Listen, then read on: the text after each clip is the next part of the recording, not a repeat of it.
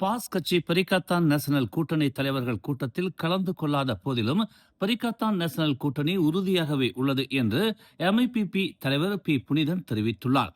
நேற்று இரவு 3 மணி நேரம் நடைபெற்ற ரகசிய கூட்டத்திற்கு பிறகு செய்தியாளர்கள் மத்தியில் பேசிய அவர், பாஸ் கட்சி வராததை பெரிதாக எடுத்துக்கொள்ள வேண்டிய அவசியம் இல்லை என்றும் அக்கட்சியுடன் தொடர்ந்து பேச்சுவார்த்தை நடைபெறும் என்றும் தெரிவித்தார். அதே நேரத்தில் பரிகாத்தான் நேஷனல் கூட்டணிக்குள் எந்தவித உள்கட்சி முரண்பாடும் இல்லை என்றும் அவர் கூறினார். தங்களுக்குள் எந்த பிரச்சனையும் இல்லை, பாசுடன் பேச்சுவார்த்தை நடைபெற்று வருகிறது, விரைவில் அவர்களையும் சந்திப்போம் என்று அவர் கூறினார். வரவிருக்கும் 16வது பொதுத் தேர்தலை முன்னிட்டு பரிகாத்தான் நேஷனல் தன்னை அடுத்த அரசாக உருவாக தயாரான கூட்டணி என்ற நிலையில் நிறுத்திக் கொண்டுள்ளதாகவும் அவர் தெரிவித்தார். இக்கூட்டத்தில் கூட்டணியின் எதிர்கால திசை குறித்து விவாதிக்கப்பட்டதாக கூறிய புனிதன், விரைவில் பரிகாத்தான் நேஷனல் உச்சமன்ற குழு கூட்டம் நடைபெறும் என்றும் தெரிவித்தார்.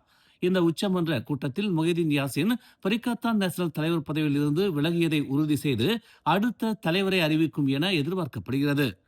பாஸ் கட்சியின் தலைவர் அப்துல் ஹடி அவாங் நேற்றைய கூட்டத்தில் கலந்து கொள்ளாததற்கு காரணம் கட்சியால் தெரிவிக்கப்படவில்லை என்று புனிதன் கூறினார். அரசியலில் இப்படிப்பட்ட விஷயங்கள் சகஜம் என்றும் தாங்கள் இன்னும் நண்பர்களாகத்தான் தொடர்கிறோம் என்றும் அவர் கூறினார். பரிகாத்தான் நேஷனல் உறுதியாகவும் 16வது தேர்தலை எதிர்கொள்ள முழுமையாக தயாராகவும் உள்ளது என்றும் எந்தவித எதிர்மறை அறிகுறியும் இல்லை என்றும் புனிதன் தெரிவித்தார். நேற்று இரவு மொஹிதீன் யாசின் இல்லத்தில் நடைபெற்ற பரிகாத்தான் நேஷனல் கட்சி தலைவர்கள் கூட்டத்தில் பாஸ் கட்சி தலைவர் அப்துல் ஹடி அவாங் கலந்து கொள்ளாதது கட்சி விரைவில் கூட்டணியை விட்டு வெளியேறக்கூடும் என்பதற்கான அறிகுறியாக இருக்கலாம் என்ற ஊகங்களுக்கு வழிவகுத்துள்ளது. ஹடி அவாங்கிற்கு பதிலாக ஒரு பிரதிநிதி கூட கலந்து கொள்ளாதது பாஸ் கட்சி பரிகாத்தான் நேஷனலை விட்டு வெளியேறுவதற்கான மற்றொரு படியை எடுத்து வருவதற்கான அறிகுறியாக இருக்கலாம் என்று அந்த வட்டாரம் தெரிவித்துள்ளதாக பரிதா ஹரியான் குறிப்பிட்டுள்ளது. ஹரியை தவிர பரிகாத்தான் நேஷனல் கூட்டணி கட்சிகளின் அனைத்து தலைவர்களும் கலந்து கொண்டதாக வட்டாரம் தெரிவித்துள்ளது. இருப்பினும் ஹாடி கலந்து கொள்ளாததற்கான காரணம் உடனடியாக தெரியவில்லை. கடந்த மாதம் பெர்லிஸில் ஏற்பட்ட அரசியல் கொந்தளிப்புக்கு பிறகு மந்திரி பசார் பதவி பாஸ் கட்சியிலிருந்து பஸ்ஸாத்துவுக்கு மாறுவதற்கு வழிவகுத்த பின்னர் பாஸ் மற்றும் பஸ்ஸாத்து கட்சிகளுக்கு இடையேயான உறவுகளில் சிக்கல் ஏற்பட்டுள்ளதாக அரசியல் வட்டாரத்தில் பேசப்படுகிறது. இந்தியாவுக்கு செல்லும் மலேசியர்கள் நீப்பா வைரஸ் தொற்றுக்கு எதிராக முன்னெச்சரிக்கை நடவடிக்கைகளை மேற்கொள்ள வேண்டும் என்று புதுடெல்லியில் உள்ள மலேசிய தூதரகம் வலியுறுத்தியுள்ளது. நீப்பா வைரஸ் பாதிப்புள்ள பகுதிகளுக்கு செல்பவர்கள் பொது இடங்களில் முக கவசம் அணியவும், முடிந்தவரை நெரிசலான பகுதிகளை தவிர்க்கவும் தூதரகம் அறிவுறுத்தியுள்ளது. பயணிகள் மற்றும் குடியிருப்பாளர்கள் அடிக்கடி கை கழுவுதல் உள்ளிட்ட கடுமையான தனிப்பட்ட சுகாதாரத்தை பராமரிக்கவும், கழுவப்படாத பழங்கள் அல்லது மாசுபட்ட உணவை உட்கொள்வதை தவிர்க்கவும் வலியுறுத்தப்பட்டுள்ளது. நோய்வாய்ப்பட்ட விலங்குகள் அல்லது காய்ச்சல், தலைவலி, இருமல் அல்லது சுவாச கோளாறு போன்ற அறிகுறிகளை கொண்ட நபர்களுடன் தொடர்பு கொள்வதை தவிர்க்கவும் இது எச்சரிக்கிறது.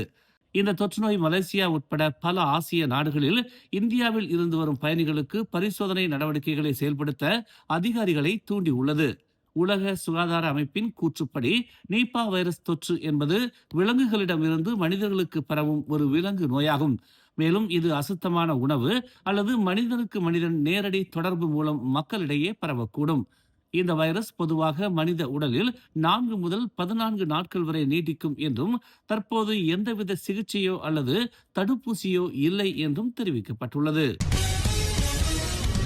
சட்டவிரோத கோயில்களை இடிக்க நிதி திரட்டுபவர்களுக்கு எதிராக ஸ்லாங்கூர் ஆட்சிக்குழு உறுப்பினர் பப்பா ராயுடு கடுமையான எச்சரிக்கை விடுத்துள்ளார். இது போன்ற விஷயங்களை அதிகாரிகளிடம் விட்டுவிட வேண்டும் என்று அவர் கேட்டுக்கொண்டுள்ளார். நேற்று தமது முகநூல் பதிவில் இது போன்ற நடவடிக்கைகள் சட்டத்தின் எல்லைகளை தெளிவாக மீறுவதாகவும் தேசிய நல்லிணக்கத்தை அச்சுறுத்துவதாகவும் உள்ளது என்று அவர் தெரிவித்தார். ஒரு வழிபாட்டு தலத்தின் சட்டப்பூர்வமான தன்மை சட்டத்தின்படி அதிகாரிகளின் அதிகார வரம்பிற்கு உட்பட்டது. மேலும் பொதுமக்களோ அல்லது அரசியல் நலன்களை கொண்டவர்களோ அதை முடிவு செய்யவில்லை. உணர்ச்சியின் அடிப்படையில் நடவடிக்கை எடுக்க முடியாது என்று அவர் கூறினார். சில தீவிரவாதிகளின் வேலையாக கூட இது இருக்கலாம் என்றும், வரவிருக்கும் மாநில தேர்தல்களும் ஒரு காரணமாக இருக்கலாம் என்றும் அவர் கூறினார். பிப்ரவரி 1ஆம் தேதி தைப்பூச கொண்டாட்டத்துடன் இணைந்து ரத ஊர்வலத்தை எளிதாக்கும் வகையில் தலைநகரை சுற்றியுள்ள மொத்தம் 12 சாலை சந்திப்புகள் மூடப்பட்டு இன்று தொடங்கி செவ்வாய்க்கிழமை வரை வாகனங்கள் திருப்பி விடப்படும் என்று தெரிவிக்கப்பட்டுள்ளது. ஜலான் துன் HSல் உள்ள ஸ்ரீ மகா மாரியம்மன் தேவஸ்தானம் கோயிலில் இருந்து இரவு 9 மணிக்கு மூடுதல் மற்றும் திருப்புதல் தொடங்கும் என்று கோலாலம்பூர் போக்குவரத்து புலனாய்வு மற்றும் அமலாக்கத்துறை தலைவர் ACP முகமது சம்சூரி முகமது இசா கூறினார். மீண்டும் பிப்ரவரி 2ஆம் தேதி பிற்பகல் 3 மணிக்கு தொடங்கி பிப்ரவரி 3ஆம் தேதி அதிகாலை 4 மணி வரைக்கும் இந்நடவடிக்கை மேற்கொள்ளப்படும் என்று எதிர்பார்க்கப்படுவதாக அவர் நேற்று ஒரு அறிக்கையில் கூறினார். ஆரம்ப கால பள்ளி உதவி திட்டமான BAP திட்டத்திற்கான அரசாங்கத்தின் 800 மில்லியன் ஒதுக்கீடு இலக்கு மானியங்களை செயல்படுத்துவதன் மூலம் சேமிக்கப்படுகிறது என்று உள்துறை அமைச்சர் டாக்டர் ஸ்ரீ சைஃபுடின் நசித்தியோன் இஸ்மாயில் தெரிவித்துள்ளார். நிதி நெருக்கடி காரணமாக எந்த குழந்தையும் பள்ளியை விட்டு வெளியேறாமல் இருப்பதை இந்த குறிப்பிடத்தக்க அர்ப்பணிப்பு உறுதி செய்கிறது என்று அவர் கூறினார். குறைக்கப்பட்ட மானிய கசிவுகளில் இருந்து சேமிப்பு மிகவும் அதிகரித்துள்ளதாக அவர் கூறினார். இதன் விளைவாக வரும் உபரி தொகை பின்னர் BAP போன்ற முயற்சிகள் மூலம் மக்களுக்கு நேரடியாக மறுபகிர்வு செய்யப்படுகிறது என்று விளக்கினார். இறைவன் விரும்பினால் இது போன்ற நடவடிக்கைகள் தொடர்ந்து வலுப்படுத்தப்படும் என்று சைஃபுடின் தமது முகநூல் பதிவில் குறிப்பிட்டுள்ளார். முன்னதாக காராங்கானில் உள்ள SMK தமால் முத்தியாராவுக்கு சென்று 1,16,400 ரிங்கிட் மதிப்புள்ள BAPக்கான மாதிரி காசோலையை அவர் வழங்கினார்.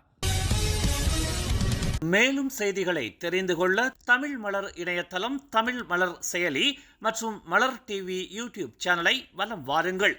எங்களோடு இணைந்திருக்க மலர் டிவியை பதிவு செய்து கொள்ளுங்கள். உறவுகள் மகிழ்ந்திட விருப்பம் மற்றும் பகிர்வு சேவையை சொடுக்கிடுங்கள்.